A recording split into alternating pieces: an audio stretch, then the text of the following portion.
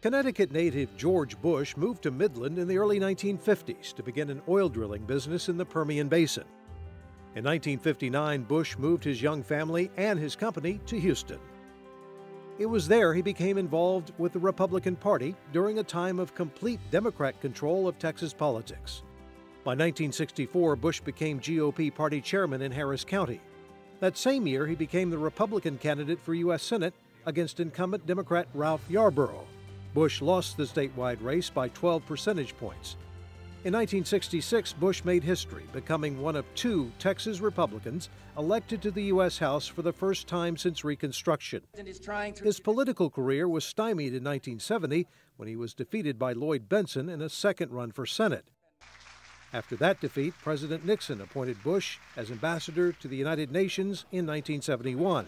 He went on to head the Republican National Committee and in 1976 became director of the CIA. No policy bias will color the collective judgment of the CIA. In 1980, he set his sights on the White House. We want Bush! We want Bush! But was trounced in the Republican primaries by Ronald Reagan, even losing to Reagan in Texas. Reagan later picked Bush to be his vice president. And the pair went on to win two landslide elections. Thank you for watching democracy's big day.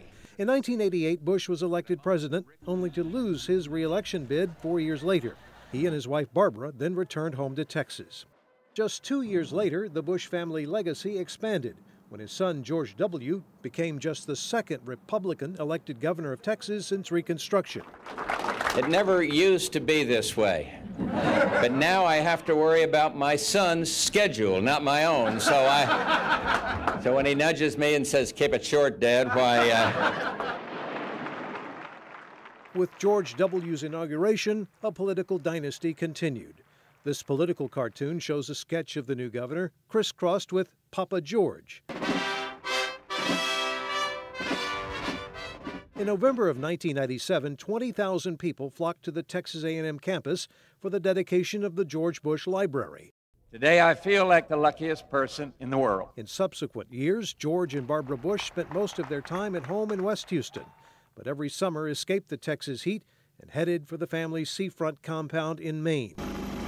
On his 80th, 85th, and 90th birthdays, his preferred gift to himself was a skydive. They weren't his first, though. That came during World War II when he was shot down by the Japanese in the Pacific.